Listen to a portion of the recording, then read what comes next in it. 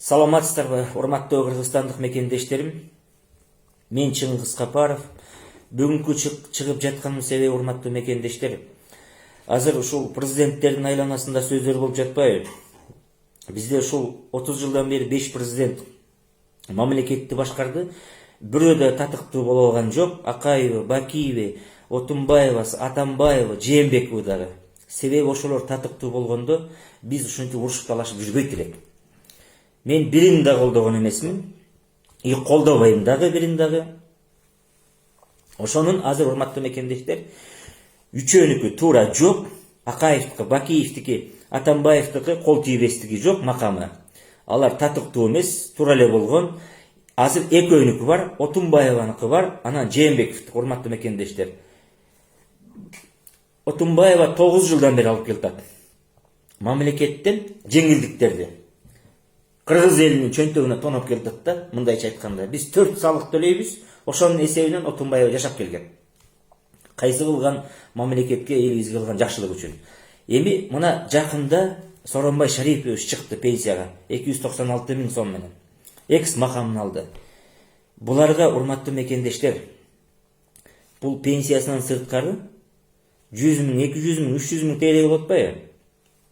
Сырткары айына Отунбаевага 1 миллион кетет, элдин эсебинен бөлүнөт. Минимальный. И Жээнбековго 1 миллион минимальный бөлүнөт акча. Эмне үчүн төлөшүбүз керек биз? Учкан, башка жака учкан самолету да бекер, ичкен, жегени да бекер, жашаган үйү да бекер, эч нерсе менен даарыланса да бекер, кыскасы көптөгөн жеңилдиктер берилген.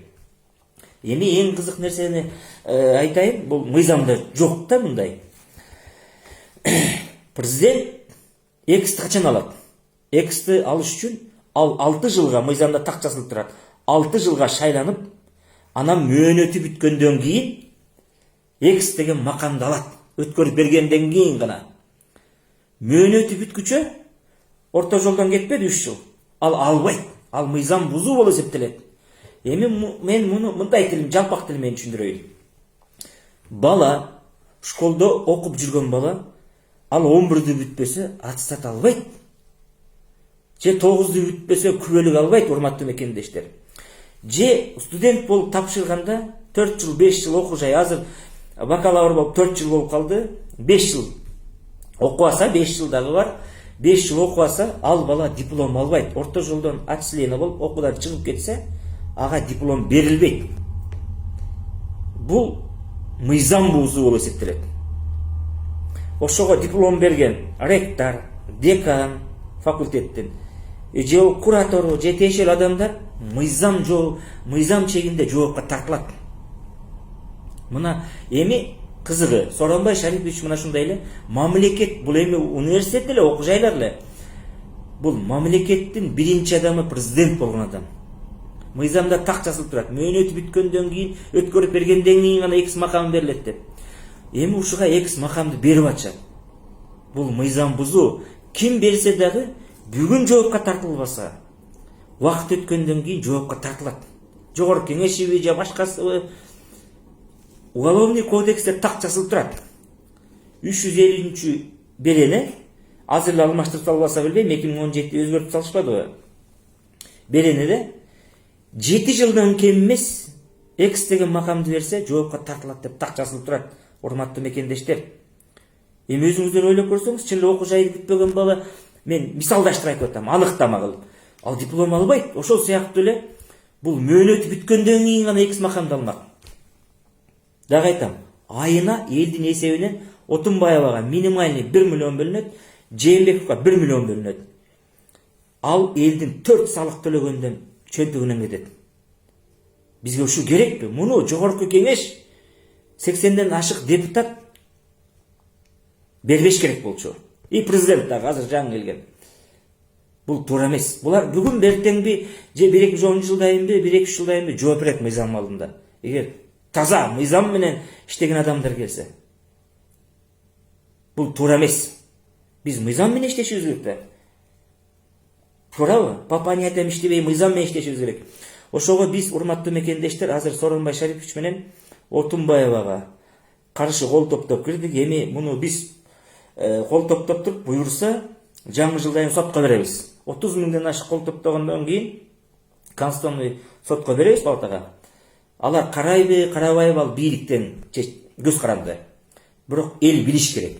Эми кызыгы биз жөнөкөй эле А4 тилге стандартнийске кол топтоп атабыз. Бизге Центр избирком борборлук шайлоо комиссиясы бериш керек болчу. Тилекке каршы бизге берген жок алар. Эмнеге экенин биз билбейбиз. Бланк бериш керек.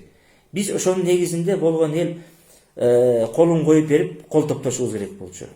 Урматтуу мекендештер, касиеттүү кыргызстандыктарым, булар кайсы кылган эмгек үчүн ушунча пенсия алып, ушунча жеңилдиктерди алат? Элдин канын соруп келген үчүнбү?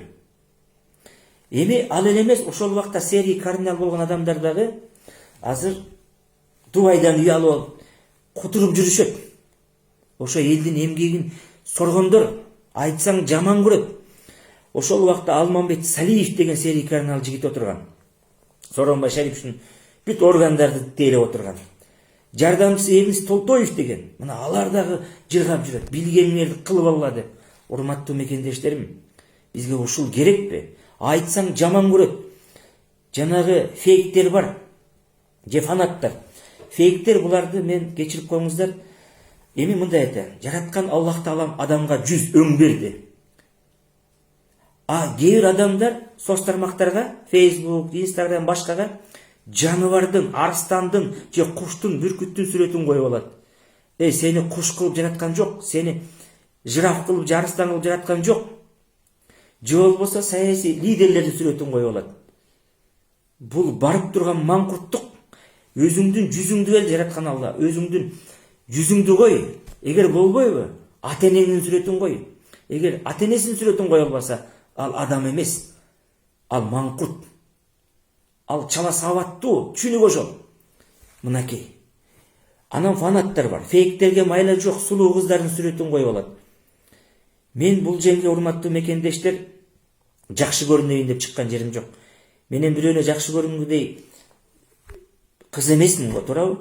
Анан кээ бир адамдар айтат, ушул соцтармактардан, Facebook'тан багыңар ачылды деп. Эми ал адамдын түшүнүгүнө жараша. Багыбыз ачылгыда эмне турмушка чыга албай жүргөн кыз белек.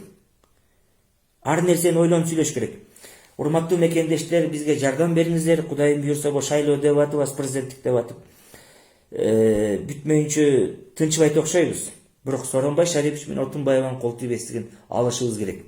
Мамлекет ушул акыбалга алып келген үчүн, берки Акаев, Бакиев, Атамбаев үчөөндө жок кол тийбестик алынган. Биз кол топтоп туруп өткөрүп коелу тиешелүү кызматтарга. Карабаса эл күбөй, эл өзү чечет. Мен азыркы жогорку кеңештен үмүт кылбайм. Булар себеп мөөнөтү бүткөн, мыйзамсыз отурат. Булардын ар бир чыгарган мыйзамы ал туура эмес, ал мыйзамсыз болуп эсептелет. Күчү жок да. Ошол эле урматтуу мекендештер. Ошол жанагы 350 берене менен жооп берет дебедимби? Экс макамды бергендер. Бул бүгүн жооп бербесе, кийин сөз жоопко тартылат. Касиеттүү кыргызстандыктарым, урматтуу мекендештерим, баарыңыздарга жакшылыктарды каалайм. Келе жаткан жаңы жылыңыздар, жаңы жылыбыз жакшы жылдардан болсун, тынччылык болсун элибизде, токчулук, молчулук болсун. Урматтуу мекендештер, кайдыгер карабай, балдарыңыздын келечегин ойлосоңуздар, ушул эки татыксыз президент болгон, үчөөндө жок, ушул Отунбаева менен Жээнбековдун кол тийбестигин алалы. Азыр ошолорду колдоп, убагында жакшы кызмат алганча тууган уругу бизге каршы фейктер жамандап жазып. Эми алардын болгон деңгээли ошол. Мен андан коркпойм дагы алардан, үркпөйм дагы, урматтуу мекендештер. Болгону чындык дайыма айтып турам. Өткөндө кыргыз алтын боюнча айына 1 миллиондон ашык алат. Кумтөрдү айтып койсом, же башканы айтып койсом, мага чалышып, унчукпай эле койбойсуңбу дейт, же келип алып айтпай эле койбойсуңбу Чыңгыз Капаров дейт. Эланайын. Биз айтпасак ким айтат? Көрүп билип туруп, бул жаратканга да жакпаган иш. Биз Кыргызстан гүлдөгөн мамлекет болмокпуз. Азыр да ошолордун айлыгын кыскартсак, кол тийбестиктерин алсак, гүлдөгөн мамлекет болобуз. Андан сырткары, урматтуу мекендештер, Чолпон Баекова деген эжекебиз бар. 100 000 сомдон ашык пенсия алат. Кийинкисин ошолорго биз кол топтойбуз. Алардын алып келген кустуртабыз. 100 000 сомдон. Чолпон Байекова, Накен Касиев, ушуга окшогон Накен Касиев саламат сактоо министри болуп иштеп жүргөн кезде 85 000 сом алат пенсия. Эмне саламат сактоо жагын талкалаган үчүнбү? Губернатор болду ошто же башка жакта да иштеди. Талкалаган үчүн 85 000 сом пенсия алат. Чолпон Байекова 100 000 сомдон аша алат. Акаевди кутурткан, Акаевди аңга салган мына ушулар. Чолпон Байекова Конституционный соттун төрайымы болуп палатаны жетектеп турган кезде мыйзамда так жазылган. 2 эле мөөнөткө шайланмак президент Акаев. Биринчи мөөнөттүн жакшы десе, экинчи мөөнөткө эл шайланмак. Мыйзамда жок. Беренелер киргизип коюп, 3-чү мөөнөткө узартып берип койгон. Ошол Чолпон Байекова. Мына ошон үчүн пенсия алабы? Аны сот жогуна тартыш керек, жоопкерчиликке тартыш керек. Ал камакта отуруш керек болчу. Жооп бериш керек болчу. Тилекке каршы азыр элди кызыктырбайт, уруп ойнобойт болуп кечирип коюңуздар. Ол чойгон пенсияларды алып жүрөт. Мындай 100 деп саналат кишилер. Кайсы кылган эмгеги үчүн? Ошол Чолпон Байекова эң кызык жери. Бакиевдин убагында первый вице-премьер болуп туруп, иштеп туруп шайлоо болот. Ана шайлоодо ак жол СДПК коммунисттер өтүп келет. Коммунисттерден 9, СДПКдан 11, калган ак жолдон көбү. Анан ошондо талапкер болуп жогорку кеңешке аттаныш керек. Кандидат болуп катталыш керек Центр избиркомдон. Чолпон Байекова катталбай туруп, ал ак жол парламент келгенде депутат болуп, анан вице-спикер болуп алган. Ошол жерден Коммунисттер партиясынын лидери Исхак Масалиев, Абсамат Масалиевдин баласы какшап чыккан. Бул архивте да бар. Бул мыйзамсыз келди. Кандидат болуп туруп анан келиш керек болчу. Бул кантип бул мыйзамсыз деп какшап чыккан. Бул архивте бар, көп жердин. Карап чыксаңыздар болот. Эмне ошол эмгек үчүн буга пенсия беребизби? Буга окшогон бүт жоопко тартыш керек. Мен буларга салык төлөй албайм. Ким төлөйм десе, төлөй берсин. Жанагы кошомат кошкон фейктери, тууган уруктары аман эле болгула. Кудайдан корксоңор боло. Жээнбековго, Чолпон Байековага, Отунбаевага эмне жетпейт? Накен Касиевге, жана жазалма генерал, профессор, академиктерге. Эми ошол жардамчыларды тоногон, жана Эрнест Толтоев, Серий кардинал Кимисев, Алмамбет Салиеви, булардын баарын жоопко тартыш керек. Өздөрү уялыш керек болду, Сооронбай Жээнбеков менен Отунбаева. Тилекке каршы уялбайт, Кудайдан да коркпойт экен. Аман болуңуздар, бар болуңуздар, саламатта туруңуздар.